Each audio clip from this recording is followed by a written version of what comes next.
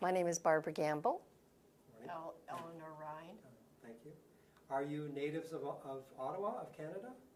Were you born in? I'm a daughter of a military man, so I was not born in Ottawa but in Ontario, but had the opportunity to live in several different countries and many parts of Canada, but returned to Ottawa in my teen years, so it's been home since then. Okay. And Ms. Wright? I was born in Pembroke, but I lived in a rural community called Palmer Rapids, Upper Ottawa Valley. Okay. And then I came to Ottawa to work, and I've been in Ottawa since. Okay. And did you pursue your education in Ottawa? I did. I was attended Carleton University, Ottawa University, Ottawa Teachers College, and Algonquin College, so most of the institutions. Okay. And Ms. Wright? No. Okay. Great. So let me begin by asking you, my understanding is that Project 4000 began in June of 1979. It was an initiative of very much of Mayor Marion Dewar. So if I could begin by asking you, Ms. Gamble, what are your memories of the inception of Project 4000? Well, like many Canadians and certainly many Ottawans, the images we saw through contemporary media at the time were live and real and had a significant impact on our consciousness about what was happening in the world and in that part of the world. My husband and I were away on a road trip holiday in Northern Ontario in the summer of 1979 and late June. And we heard the Mayor Marion Dewar at the time speaking about how Ottawa would welcome and support 4,000 refugees, and that was subsequent to the government declaring that they would take 8,000 refugees from this area of the world. We thought that was wonderful. We applauded that. We phoned the mayor's office and said, we'd like to help. She said, well, come back from your holiday and help me organize the public rally in 10 days. So we did, and that was the beginning of us being involved in Project 4000. Mayor Dewar had been our city councillor. We'd got to know her that way through some communications we'd had with her. We then supported her subsequent mayoral campaigns. So that's how we had pretty direct access to her. She was a wonderful woman, and we thought, this is a great project. Let's get involved. Okay. And Ms. Ryan? Well, I was aware of the refugees in the state of affairs in Cambodia. Dr. Richard Hardy was very instrumental through the Archdiocese of Ottawa, who had the sponsor agreement, and refugees were from there. And that was about 2 years prior to 1979. So when it came, as Barbara said, in the media, and having known Marion Dewar long before, because she was a public health nurse, very aware of community needs, and my sister Madeline was a public health nurse, so there was a connection. So I immediately called the mayor's office and said, what can I do? So it started right there. Okay. And the big thing was the rally at Lansdowne Park. She had done the groundwork in getting community leaders involved, the churches, community organizations, the media. So as the rally came today at Lansdowne, it was a massive, massive community support. And then the board of directors was set up. I became a representative on there indirectly as a labor representative, because I was very involved in the labor movement at the time. And eventually there was need for an executive committee, and I became the chair. Okay. So prior to 79, when you talk about the Archdiocese, you mean the Catholic Church? Yes. Okay. And the Anglican, I believe, was doing the same, and the Mennonites, Okay. but on a smaller scale. Right. But there was a great effort in the Catholic community throughout the diocese, 3 dioceses really, Cornwall, Pembroke, and Ottawa, and refugees came. And my sister was deeply involved with one family who are today still part of the Ryan family. So my sense is that you already had a community spirit, and when you heard about this, you felt a need to get involved and to work on the project. Well, a lot of us on the board who became members of the board of directors were engaged in community. And Marion selected people who were engaged in different aspects of the community very intentionally, so that she would have a broad basis of support for the project. So yes, the board members were all community engaged people. What happened to the rest of the community really happened through a lot of, again, intentional support, and a lot of that was through the media. We had meetings, Marion and a few of us, with the Ottawa Citizen, and engaged their support to promote sponsorship and to promote the activities that the project was doing. They even promoted very extensively the rally. So when the rally happened and we had a lot of strategic ideas about what we would do, and of course they were certainly well met and exceeded the expectations of the organizing committee. The Citizen had played a role in encouraging the community to come out and attend this rally and hear what they could do to help. You may have heard or have seen photos, and it's certainly become a legacy in this city, that the July 12th rally at Lansdowne Park was the kickstarter for the community engagement in Project 4000. And estimates are between 2,500 and 3,000 people attended the rally. We had actually expected perhaps up to 1,000, 500 up to 1,000, but we had strategized to move walls, to keep moving walls and opening up the salon area. It was called A, B, and C at the time, and to move walls to allow for more and more people to come in. And all seating capacity was used, and people were sitting on the floor. There were so many people. So it was, we have images of that for history and archived, and I think that's a pretty exciting memory for the citizens of Ottawa. So now let me ask you about what your roles and your responsibilities. I think the biggest thing of all was having a leader in the community.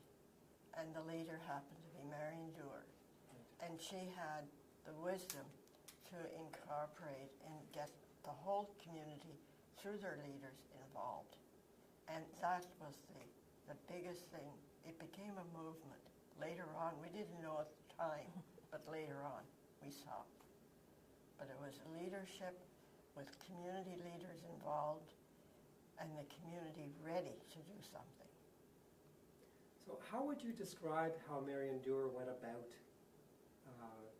getting involvement from the community? Because she came from a background as public health nurse. Yeah. She was in the community. Okay. She saw the needs. Yeah. She became a counselor because she was pressed into do something more than just talk.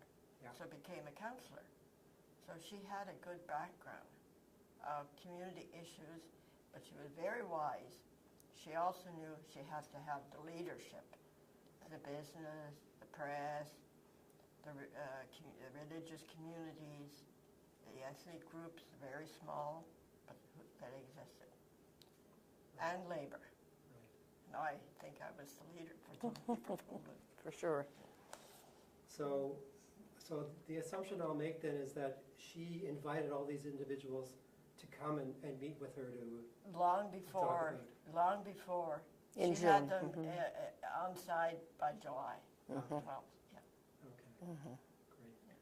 Okay. And so then the rally came about as a result of this preliminary outreach to all these organizations. And having the media, mainly the Ottawa Citizen, involved. Because what was necessary was to engage enough citizens to be able to form a substantial number of sponsorship groups, private sponsorship groups. 1979 was the signing of the Master Sponsorship Agreement in Canada. That the Mennonite Church was very involved in coordinating with the representatives of the federal government.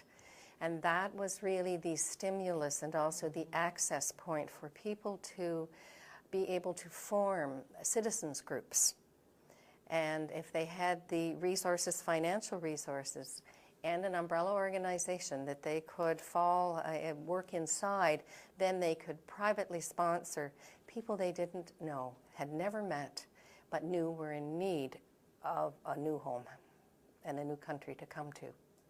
So all of this happened at the same time, and it was quite wonderful that Ottawa was really able to be one of the first cities that was able to implement this new master sponsorship agreement, that the citizens were able to say, yes, I too want to have a role in this. And how the name came about, Project 4000. At the time, there was a total number eligible to be sponsored throughout Canada. And when the mayor and other leaders at the time that were involved with her met with immigration, and they said, Marion wanted to get more and do more, and they said, well, there's 5,000 or 4,000 vacants, until they're filled. And that's when Marion is quoted as saying, we'll take them. So that has to be raised more than once. Right. Across Canada. Right. So her commitment was to invite 4,000 refugees to come to Ottawa. Yes, and then that entitled, it left the federal government to have to increase the quota. Okay. So again, the assumption that I'll make is that federal representatives were watching this happening and became interested in it and joined Marion Dewar in supporting what was going on. The federal representatives were certainly keeping an eye on the community response to this increase that they had made and this support to the Southeast Asian Indo-Chinese communities. And when they saw Toronto and Ottawa's response, and Windsor and a number of other cities that were quite quick to pick up on the opportunity and to engage, they then increased the numbers and sequentially increased them repeatedly over a 1 year, 18-month period to a very large number of refugees that they would accept under this new program and under the Master Sponsorship Agreement program.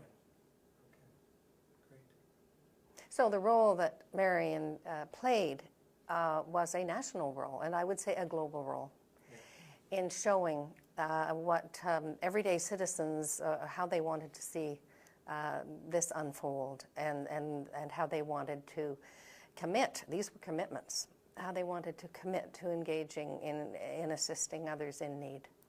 And that role, it was thinking global and acting local. It was the epitome of that idea, philosophy that Marion carried in this project. Okay. So then her involvement obviously was an inspiration then for other communities. Yes. Okay. I don't know if you want a story, but at one point she was contacting mayors and municipalities across Canada. Right. And Calgary's mayor and her were having a discussion, and he was interested. And he ended up by saying, well, Ottawa can't outdo Calgary. So that started, spreading in other communities and municipalities. Church groups were involved. Right. Okay. Okay. So let me move on then to ask you about what your roles and your responsibilities were in Project 4000. Can I start with you? Yeah, sure. I was familiar with Lansdowne Park, the facility where the group had decided they wanted to run the first public rally to get the public support needed. Because I had run events there involving in the exposition industry. So that's why Marion wanted us to really do the strategic part of this layout. So that was my initial involvement. But with that, within days of being involved, we were given more and more to do. And at the time, we were able to do it. And so we became involved in the initial management team of Project 4000. It was myself, my husband Dan Gamble, and a man named Michael Lubbock. And we began to have meetings with people and with the executive team that Marion had put together, and we're deciding who should we approach, how should we do this, what did we need to do Once the rally happened, we had lists and lists and lists of people who wanted to be involved. How do we sort through this? How do we get organized? And as you recall, it was the days of the telephone, no computers. So we set up telephone trees, we called them, where I would call 10, 10 would call 10, 10 would call 10. So this is how we coordinated and organized things at that level. Several months later, we were able to have some other input staff-wise and get some funding. So we were able to hire some part-time staff, and we were able to then step back into board roles and organizational leadership roles and have staff do a lot of this telephone and secretarial and organizational work on a day-to-day basis. Okay. And Ms. Wright? After the July rally, then it was needed to have a board of directors seek funding to operate whatever expenses we would be incurring. So the board of directors represented community religious groups, a very good, broad board of directors, and that was announced early August. And about months later, it was a need for an executive committee because we were getting the support to have an office set up. Then we needed staff because at that time they were all volunteers. And it was a massive undertaking, and the press and the groups. So I played the role as chair of the executive committee, and because I was full-time working, and we had staff and volunteers. That was the group that really did the legwork. Right. But we had to be responsible to the board, and as the chair of the executive committee, three of us, I think, were on the executive committee. We did that. Okay. And can you describe a little bit what the executive committee was formed? Well, it was working to hire the staff. We didn't have anything. We didn't have paper. We didn't have telephone. We had to set up an office, and then organize and be responsible at that level and report to the board. Okay, that's it. Yeah. I became a member of the executive committee a little further down the road after I'd had my 2 children in that time period as well, because we certainly needed more the people who were able to stay involved at that level. I wanted to, if I can, tell a story about the refugee connection here. Sure. And the board members. The first flight came in August of 1979, and a few of us were asked by Marion, and who were available, went out to meet them, and it was myself and my husband and Rabbi Don Gerber and Bruce Coburn, because Bruce had been at the rally and one of the entertainers at the rally with his wonderful singing and works. So we got together and went out to the airport together, and it was a great memory to see that first flight come in, and a very moving time for all of us. Yes, it was a long weekend, and there were very few people that could be called and connected to go to the airport, but it truly was a sight and a remembrance for all that were there. Right, I can imagine. Mm-hmm. So when you greeted the individuals that arrived at the airport, were there already plans in place Yes. to Right. assist them? Everyone that came was, I wouldn't say designated, but was coordinated to belong to some community, Okay. or group, or family, or sponsorship group. So all of the designations were taken care of when refugees came. And that was the result of, as you say, the hiring of staff, the phone calls, the coordination of... And working with the immigration people. The terrific work of the immigration Yes. on the sites in the camps. Okay, Yes, right. and the communications back and forth with local sponsorship organizers about when people would be coming. And that's not to say there weren't some confusions, but any confusions there were sorted out, and everyone got taken care of. But when you're dealing with thousands of people, And with in languages you sometimes don't have immediate access to translation for, because this was a scurrying thing, is to get the translators to help with so many people, because we had small ethnic communities at that time. So, so yes, some confusions happened, but everyone got to a home. Okay. One of the memories I have is when we needed to have a meeting of the community leaders in Project 4000 that existed at the time. Was held at Christchurch Cathedral Hall, and the representative, as Sue said, was very small. Whatever was said was translated into 7 languages, English, French, all the way down. So they all felt it. And we needed that because we didn't speak Cambodian, we didn't speak Laos, we didn't speak Vietnamese. Right. So the leaders of those small communities were very involved. Okay. So let me ask you a little bit more about the first flight. So obviously there would have been some communication and some coordination between the refugee camp where the individuals would arrive from and the individuals preparing to greet the refugees here in Ottawa? If I recall, immigration knew all this from the camp to the Ottawa office. Okay. And then we were told. And then those people were, the volunteers were involved. Okay. That's right, those coordinations between the camp officials and the Ottawa branch would have been organized prior to the volunteer communities going out and meeting or receiving. And you would often receive the refugee family or group at the Catholic Immigration Center or at some other site.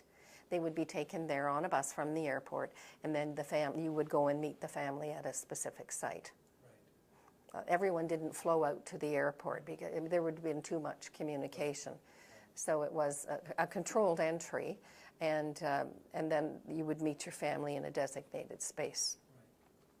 Right. And my understanding was that there were government-sponsored refugees and there were privately sponsored refugees, and your responsibility was working mostly with privately sponsored refugees. Yes. Yes. Okay.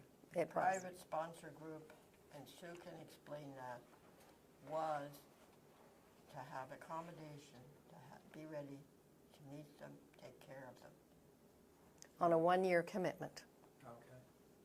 Great. Okay. So let me ask you now, could you elaborate more on what the relationship was like between Project 4000 and the federal government? What you recall about the relationship? I recall going to several meetings with the local Ottawa people involved in coordinating refugee intake. And this was around some structural and organizational issues that we had to understand. And sometimes it was around the speed of entry as we went through the first year. But it was an extremely good relationship that we had. Those were my experiences. Sue and a few others who were more involved in that sponsorship area might speak to that, but I do remember going to meetings and having very good relationships with the immigration officials.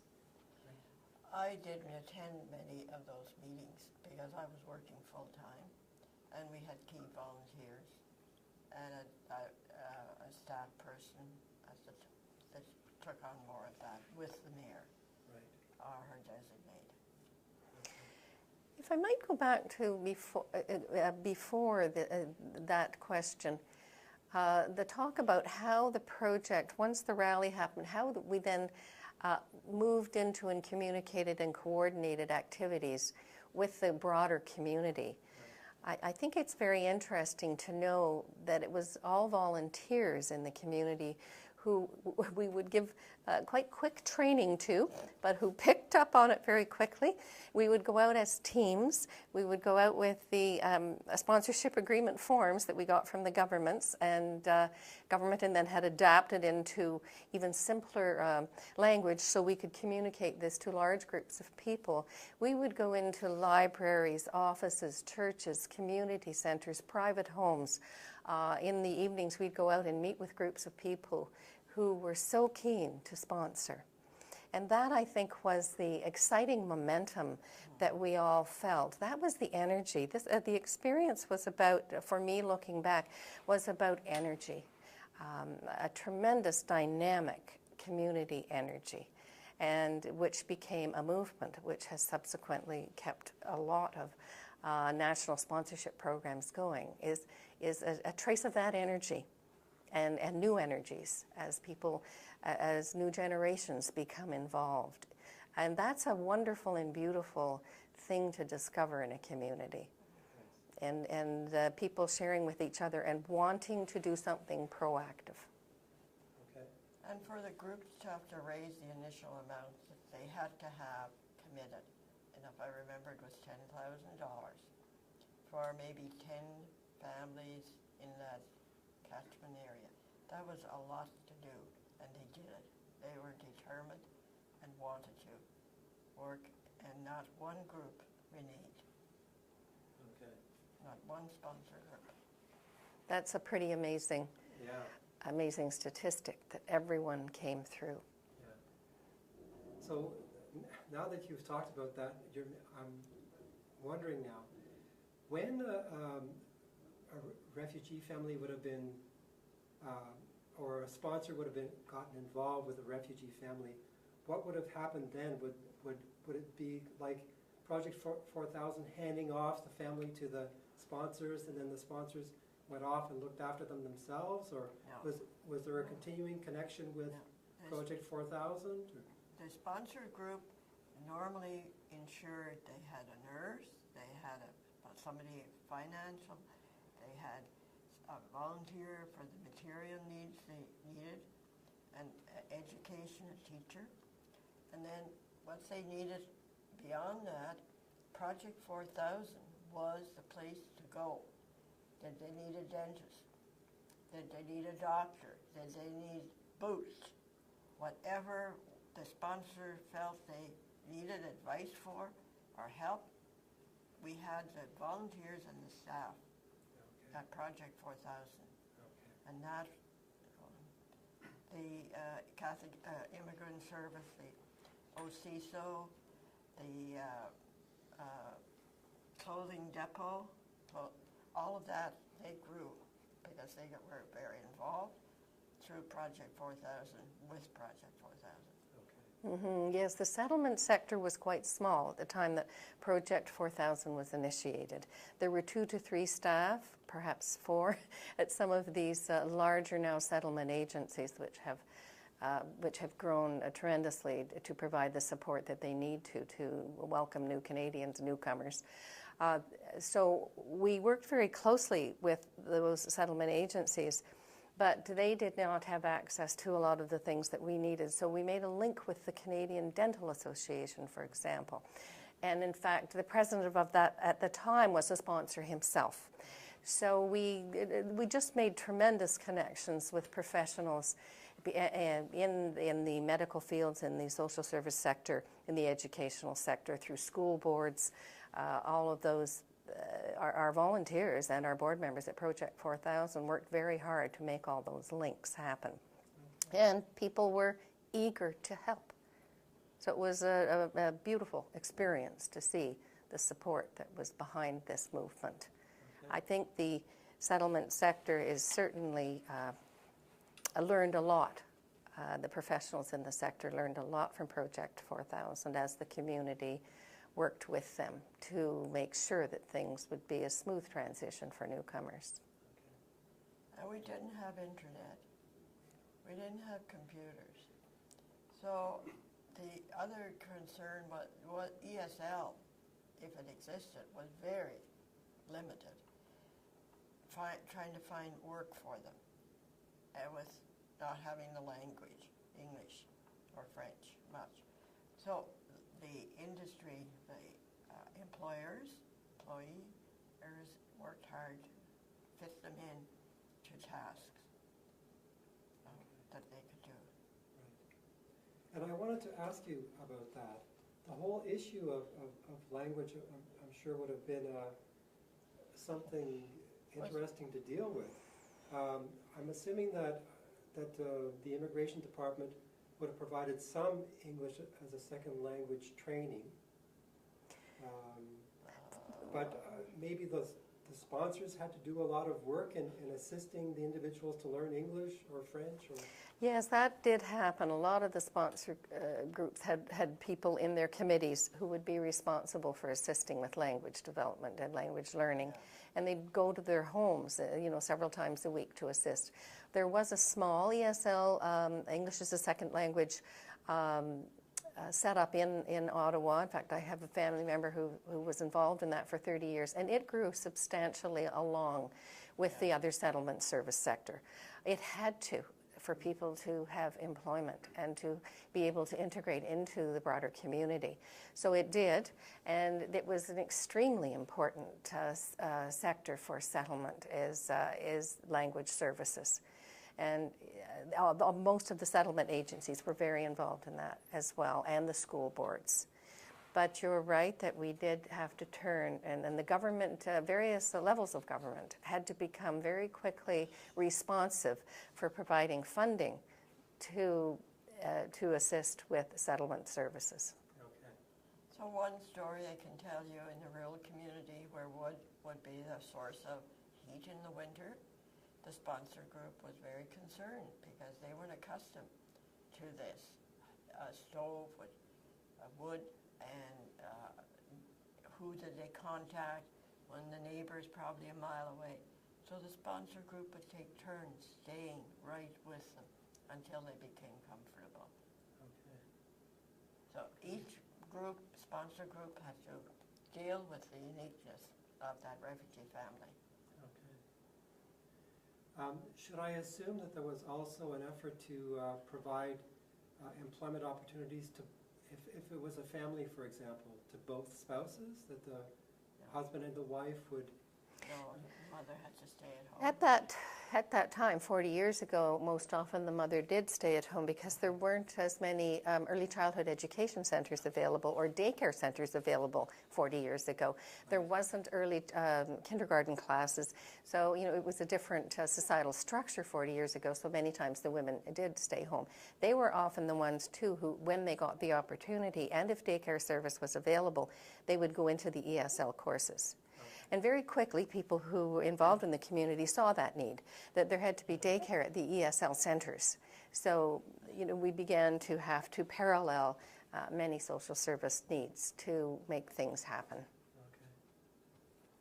Did you want to add anything?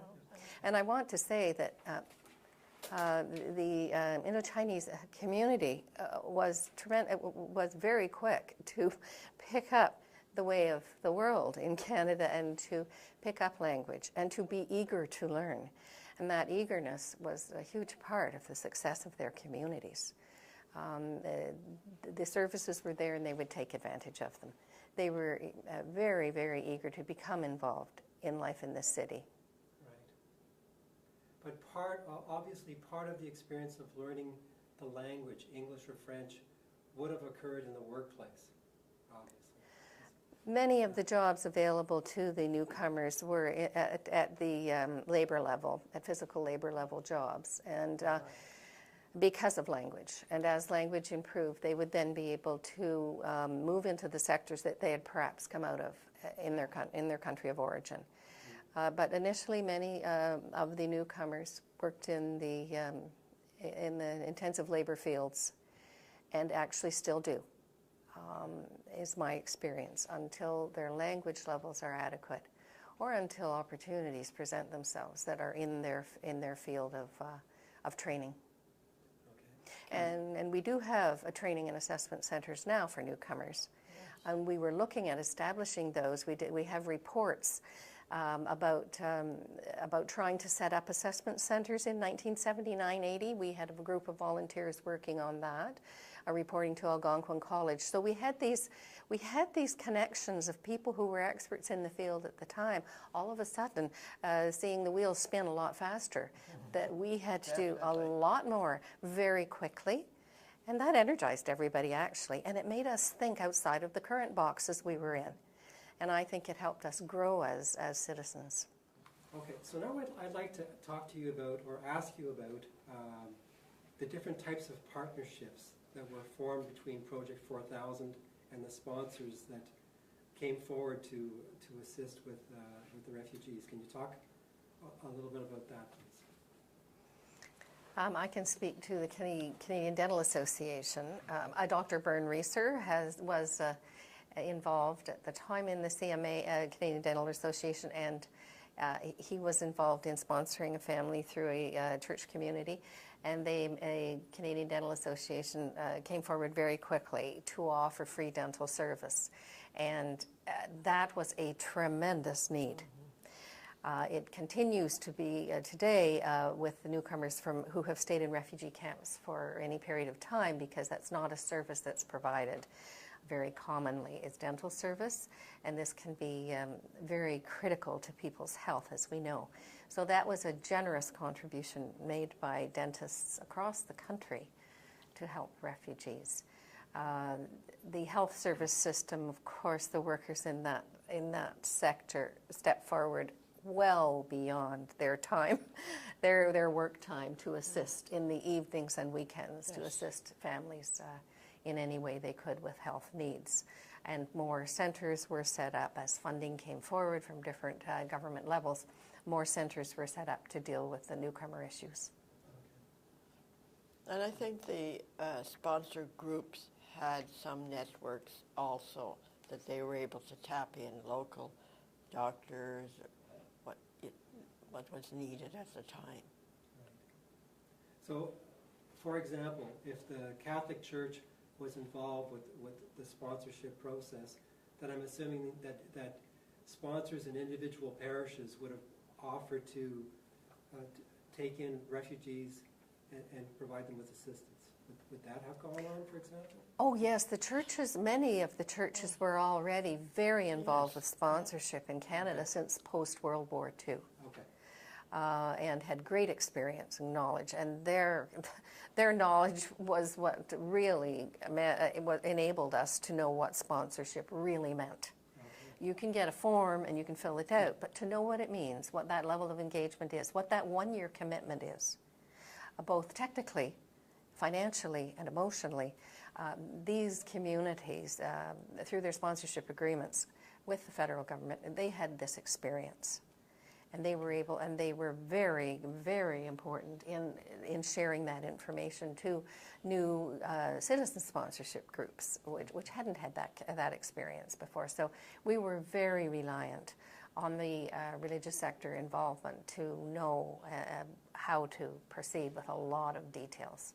Okay. And they gained the experience, so they had it current right there to help that sponsor group, whether it was from a parish or for a local community. They connected very quickly, whichever church was closest. Right. They were able to do it and get help. Do you recall any other types of sponsorships, like where there's service clubs, for example, that were involved? Oh yes. On our master sponsorship list that we have at Project 4000 that has 347 sponsorship groups that we were connected with in the time period that the project existed, there are Rotary clubs, service clubs, community groups, office groups of people who got together. Yes. The names, if you were to read the list of who those sponsorship groups were, many were religious organizations, but many were private community groups and service clubs that got together and really wanted to do this. Okay. So, for example, the Kiwanis Club could have offered to. Yes, and the Rotary clubs, yes. But it still had to be a group of, I think, Five. 5 key people for a sponsor group to be committed, raise the $10,000, do the work. Right.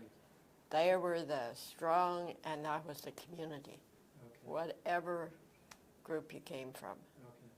So a group of 5 individuals could have come together and said, hey, let's do this. Let's sponsor right. a group They of did. refugees. And they did. And as they do now, but they did it then, and people in an office. Right. And it was no ESL, like 1 year for ESL. There was no setup. Now furniture is provided. All those supports were not there. We have them. It grew and was developed. We have it today. Right. Okay. Interesting. Okay. Yeah, my next question would be to ask you if you would like to share any personal stories of the refugees that you would have worked with over the years of your involvement. At the time, my connection was more organizational. At Project 4000, I was a young, newly married woman, didn't have a home of our own, so we were not able to sponsor a family, but we knew how to organize, and that's where we put in our energy. Subsequent, a few years later, we did sponsor families from other countries and became involved in private sponsorship, and are still friends with those families today from different parts of the world. And it really has been a tremendous part of our life and our family's life to have these relationships and to have assisted newcomers, and today to watch them assisting newcomers to Canada too. And I think that's the wonderful thing about the legacy of being a private sponsor, is you see that grow outwards. That experience takes people out into their community and into the world, and people understand who Canadians are. I had one of the refugees ask me when they first came, the family first came, "Why do you do this?" And he didn't mean me, he meant Canadians. "Why do you do this?" Because nothing like this was going on in their country. And I gave him the humanitarian and social and all the reasons that I thought we did it. And then some years recently, he asked me how he could help become involved in sponsorship. So that's the refugee legacy of assisting in sponsorship, is they now want to assist in sponsorship. It's something you learn about Canada, about yourself, about Canada and your community when you've lived here. Yeah. It's hard to put all that in words. Right. My role was more administration, and I was quite familiar with organizing and chairing meetings. I was working full-time.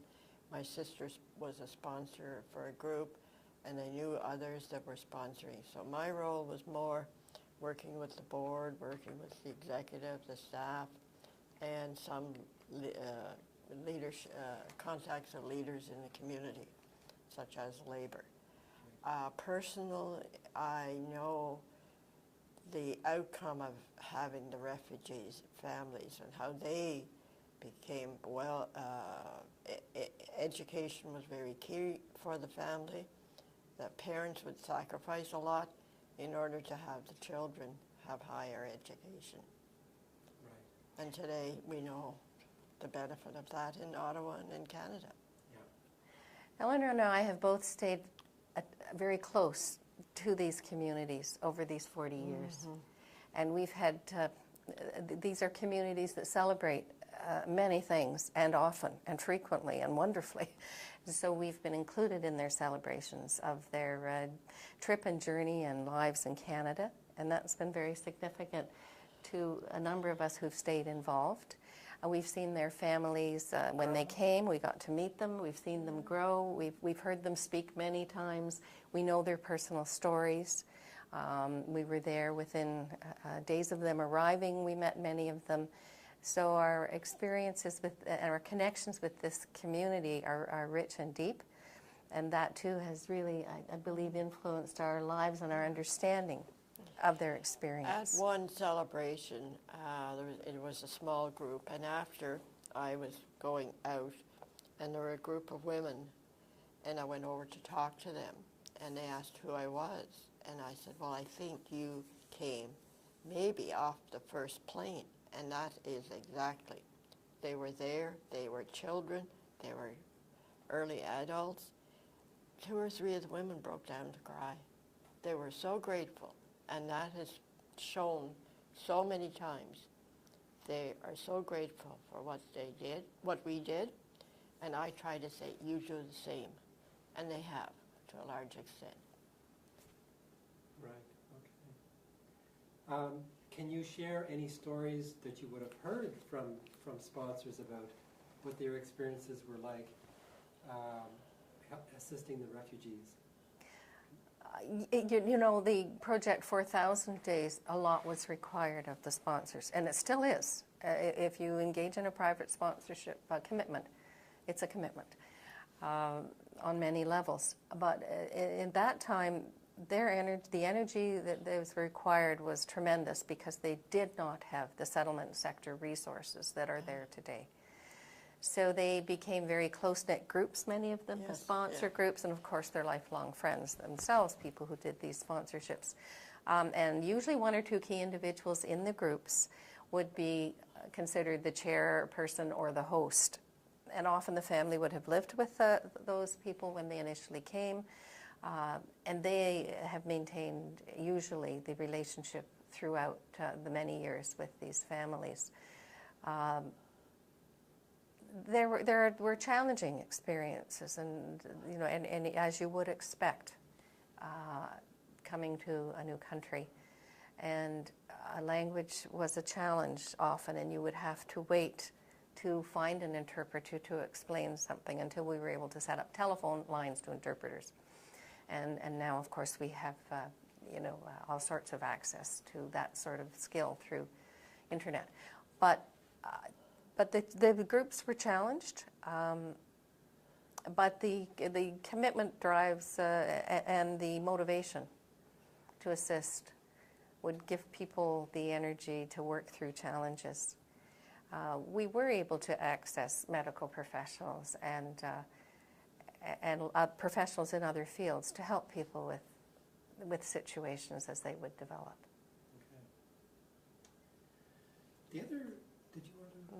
The other question I wanted to ask you is, was there a relationship or maybe sharing of information, et cetera, with other cities, for example? Because, for example, I understand there was in Toronto, it was Operation Lifeline, for example. Could you talk about? Well, it was to see what they were doing and, get some tips from them on how they were handling it, vice versa. Right. And I think Michael LeBlanc would be the connection. He was a volunteer very early, very involved.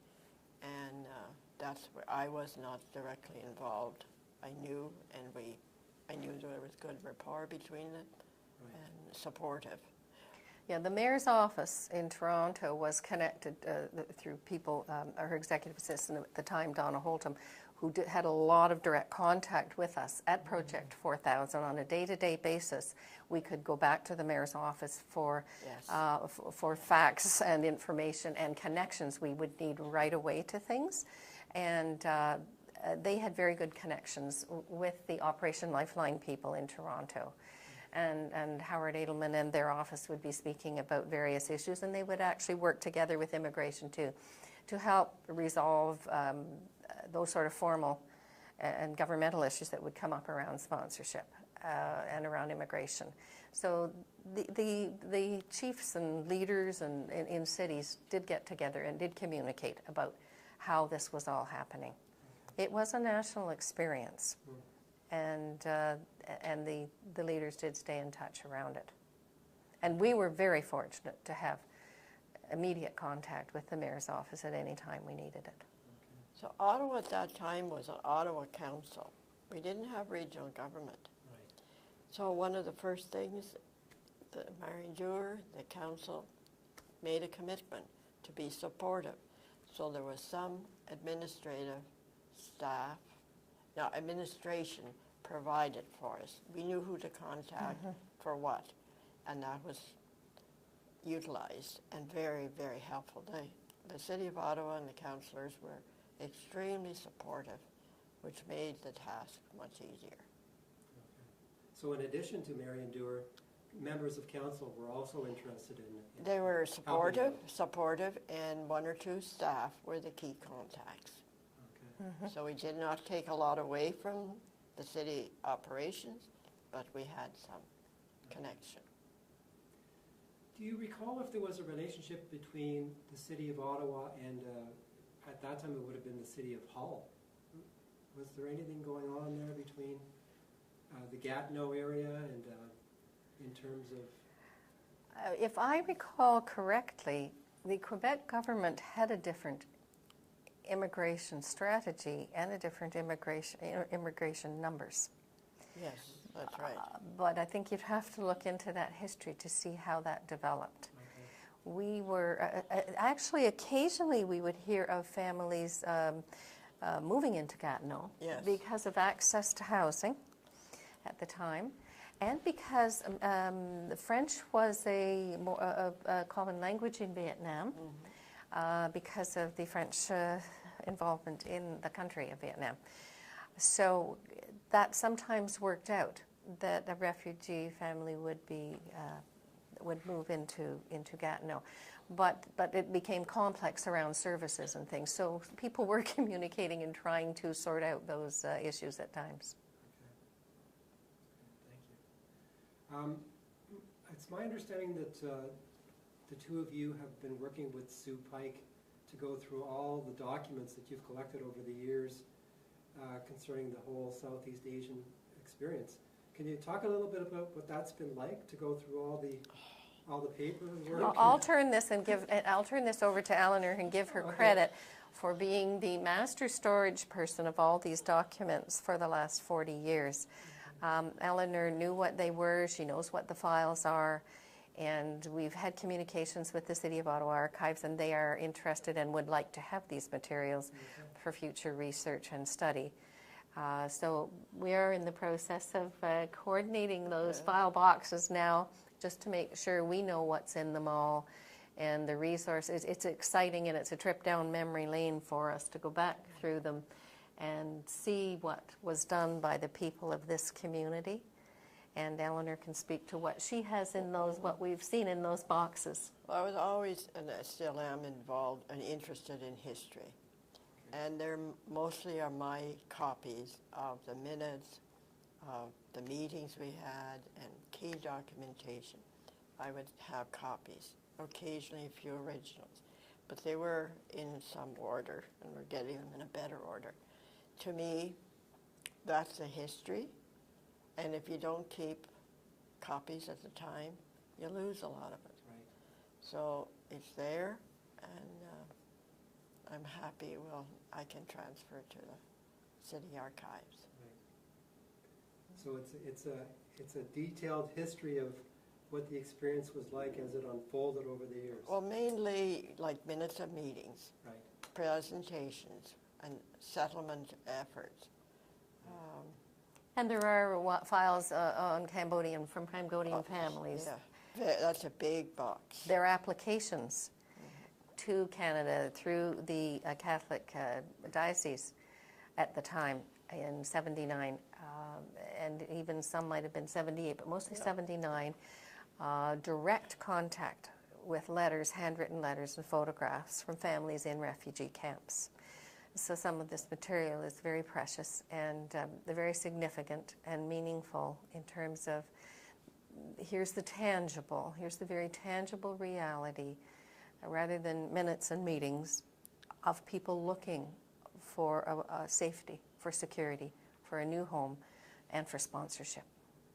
I think this effort that you're doing pulls together what went on at the camps, like Malloy, what was in the country in Canada, Ottawa, and it's a great history story.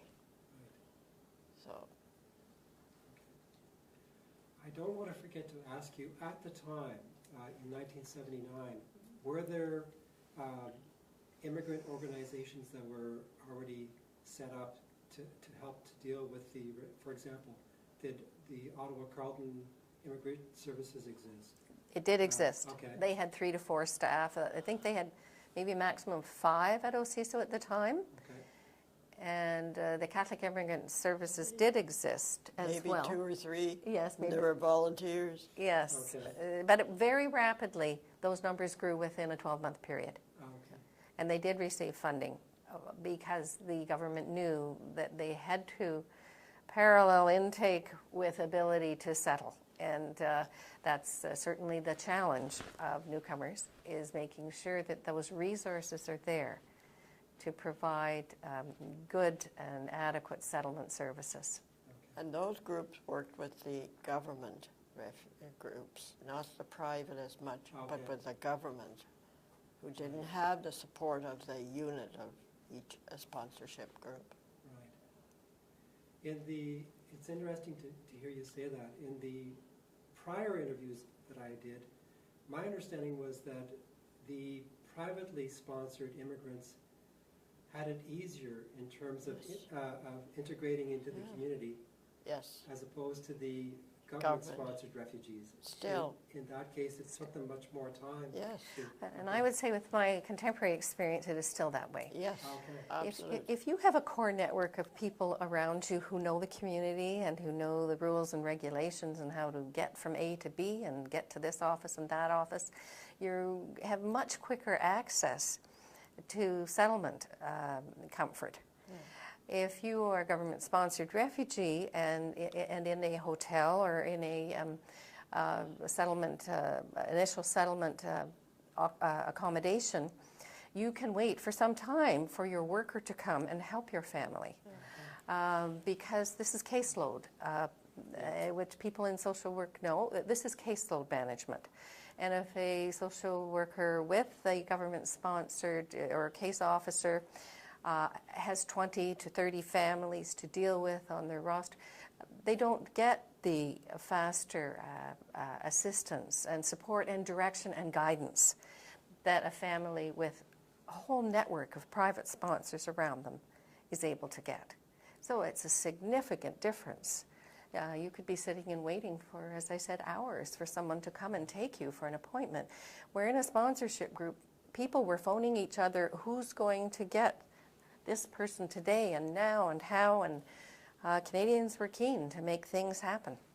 So a private sponsored refugee, in my opinion, has a much easier time with the settlement process. And a connection for years to come in many cases, for generations. Yeah. There's a connection. There's a network. There's a family type of involvement and concern and support. Yes, it's wonderful. Eleanor's so right about that. My children are communicating with the children of the refugees that we've sponsored, and sometimes they're telling me, because I'm not as many connected to as many of them as they are, the next generation. So this is how we build community. Because in some cases they went to school together. The children of the refugee family, the sponsorship family children, they went to school. The refugee family children learned English much faster than their parents. And that was right from the school up to high school and beyond. So there was a real integration and understanding and acceptance. I have another question, and I'm not looking for statistics here, but just from your memory, I'm assuming that that most of the refugees that settled were successful at pursuing their education if they wanted to, at finding employment, at having their children educated, providing opportunities for their children to go beyond high school, for example. Yes. That would have been your recollection of what would have happened? For sure. Okay. There's not much doubt when you look at the figures, the classroom figures of secondary, post-secondary, and achievement levels, that many of the newcomers, that education was a very significant part of their families' concepts of what was important in settling into a new country. And they've been very successful students. Several of us who were involved in Project 4000 formed the Marion Dewar Scholarship Fund to commemorate Marion following her death. And we've given 20 scholarships to newcomer refugee students. And they're all achieving great success in their studies and in their careers. And the community celebrates, their communities celebrate their achievements and acknowledge them, and that's all very important. Okay, great. Did you want to add? Well, I know of one family who the parents really sacrificed, both of them, so that the children got higher education. There was no extracurricular. It was study, get your education. And the sons have 2 degrees. Daughter is working on her 2nd. And that's fairly common. The parents knew for their children to succeed, they needed education. And that was very in a trade or in higher education. Do you recall if the sponsors would have been involved with supporting the refugees to become Canadian citizens, for example? Oh, yes. Oh, yes. Talk about that. In the pictures that that are in the book that reflects the history of Project 4000 called Gift of Freedom, which Brian Buckley wrote at the request of a group from Project 4000. You'll see pictures of the newcomers receiving their Canadian citizenship and their sponsors being with them. These were always moving, emotional, and very important times, and times for celebration. There'd usually be events after with the support community. Yeah, those are really important celebrations. Those Canadian citizenship meetings. Right. Still are. And still are. Yeah. Okay. Okay. The other, so at this point, what I would like you to comment on, or if you could share, what do you think the legacy of Project 4000 is? How would you characterize it? Go ahead, Sue. I have a weepy eye now. I would say that the legacy is what our country has become. The people we have governing and in positions of power in the country reflect the diversity that refugees have brought into the country in the last 40 years. I think that the Vietnamese and Cambodian and Laotian communities have taken on great responsibilities and leadership at all levels of government and in all levels of community, from the celebrations to the management's commercial operations, to education, generosity in many ways in community giving. We see that in many sectors of our city. The legacy is that people continue to do this. They continue to privately sponsor refugees. They continue to know that this is what they want to do and that they can make a difference. And the newcomers themselves, after they've settled somewhat, acknowledge and realize that this is how you build a positive, creative, intercultural country. I think at a local level, we saw Ottawa in particular change, and it's grown, and the refugees made a change to our community. I find them very, Southeast Asian refugees, the Kosovo refugees, very, very grateful of what we have done, what Canada has provided. I was not involved so much with the last wave, but the other Project 4000 and the Kosovo. So what they have given back to us, Marion Dewar always said, it's you giving back to us that will grow as a great city, community. There's two more points I'd like to comment on, if I can. Marion Dewar's legacy was of building a caring and inclusive community. Those are the things that those of us who worked with her remember. And all of what that caring and inclusiveness means, which is complex and challenging sometimes. But that is the legacy, and that is what we move forward with in hope, in a spirit of hope. The courage of the refugees, when it met with the compassion of Canadians, was what created this power, this dynamic, and that we could continue to do, that we would do this, and that we could continue to do it. And today we see Refugee 613, which is the Syrian movement, to support refugees from that section of the world, and to connect and inspire Canadians and Ottawans and Canadians to continue to do this and to collaborate together to build healthy communities, is Marion's legacy in this city. And I think it's something we should all be very proud of. And I'm glad that so many Ottawans are supporting these ongoing and new movements of welcoming into our city. Well, I think Sue has covered it. Barb, I call you Sue, is that awful? I think it's, we have built a different type of city, and that's good. When we look at the world around us, you know, there's a lot of turmoil. If we can, you know, in some way make it better for some families, I think that's a great privilege. And the community individually, you know, do their support in helping finding a job for somebody that's new to Canada. That is a nice thing to have recognized. I'd like to ask you another question, and that is, in my sense is that the immigration of Southeast Asians in Ottawa at that time, from 1979 to about, my understanding is 1983 and beyond, it was significant. And because of its significance, there must have been lessons that were learned by the local agencies and by the federal government to help them with what would have happened in the future in terms of inviting refugees to come to Canada.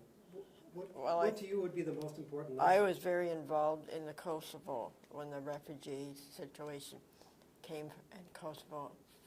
4 or 5 neighbors, we sat down and said, we got to do something. By then, it was a 2-year ESL for a refugee family. The furniture was provided. The linen was provided. You, as a sponsor group, find the accommodation. That, compared to Project 4000, it was like a piece of cake. And there were 5 of us. 2 drivers, the others were working. So I remember driving between us 3 times to Bayshore to get a translator.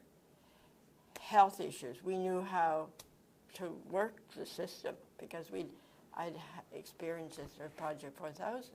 And I think it was much, much easier thanks to the federal government, and the agencies in the city had grown tremendously, and there was a lot of more support. There was a translation service for 23 languages we didn't have when Project 4000 started.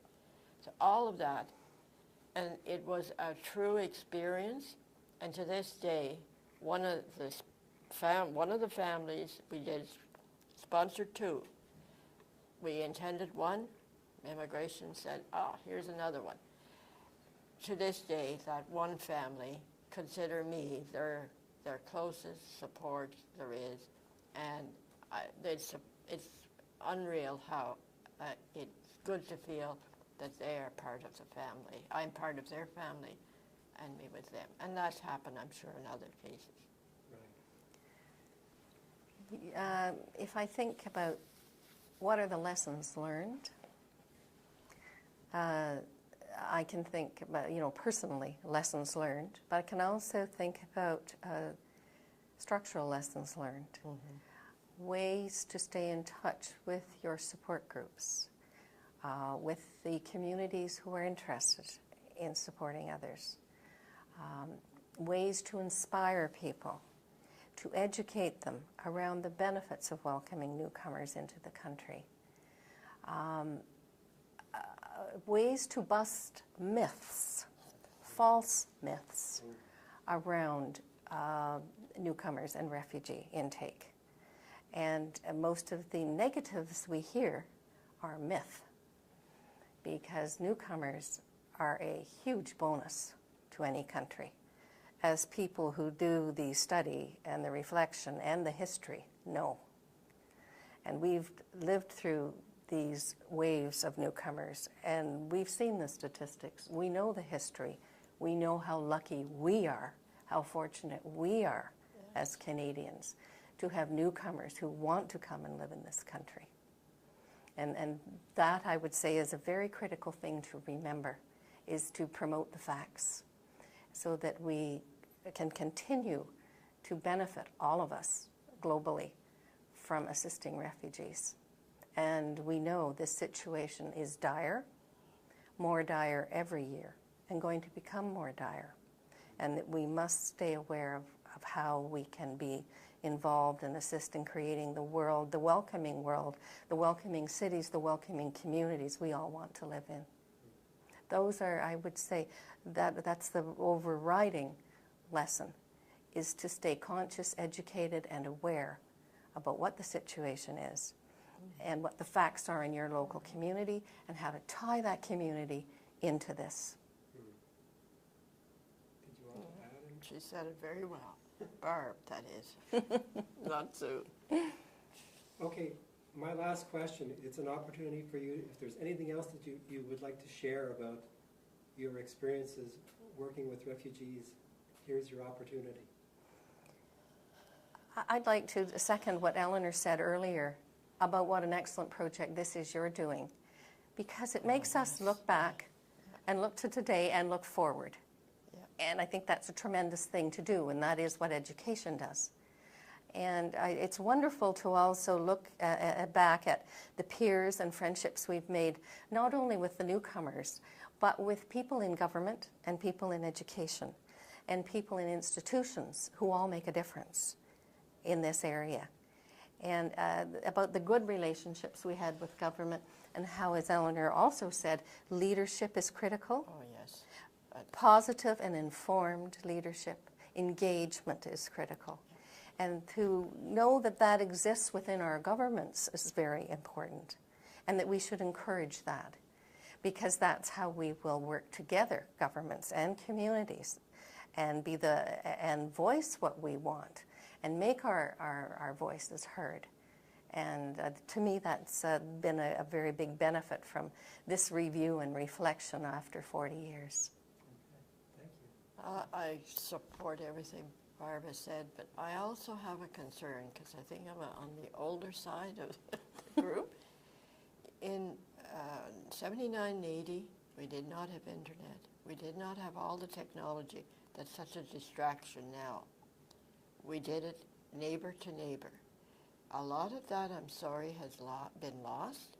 And doing this review, having this available, is a great opportunity that in 20 years from now, they can say, oh, yes, Project 4000, the 79 and 80 era, then the Kosovo, what are we doing now, and how are we treating each other as well as those in need, the refugee. Right. Thank you. Thank you. Okay, you've brought in a very interesting document. If you could tell us a little bit about what it's about, we'd be very interested to hear it. Please. Okay, this is a photocopy of the original sponsorship group list that we created at Project 4000. There are 347 sponsorship groups listed on these pages, and there was no internet or Excel or any of those statistical recording templates available. So these were done on typewriters on 8.5 and 11 pieces of papers, which we then put onto larger sheets so we wouldn't have as many pieces of paper to be carrying around, so that we could list the vital information we needed from our typewriters of the 347 sponsorship groups that Project 4000 coordinated. Now, if I can interject, this is the final copy of many, many drafts that were done on ledger paper. Okay. And then transferred in the end. And a very, very good volunteer did this even after we were closing down. Was a project she did in pulling it all together. Doris Reed was a massive, very dedicated volunteer. Right, so she put this together for us, and what this tells us is the family name of the refugee family, the number of people in the family, the sponsor's name and address, or the contact sponsor, because there always had to be a contact sponsor, their name and address, and vitally their phone number, since there were no emails, because all of the connections were done by phone, and Eleanor and I can recall, I know, sitting on the phone many hours into the wee hours of the night talking to people and organizing things.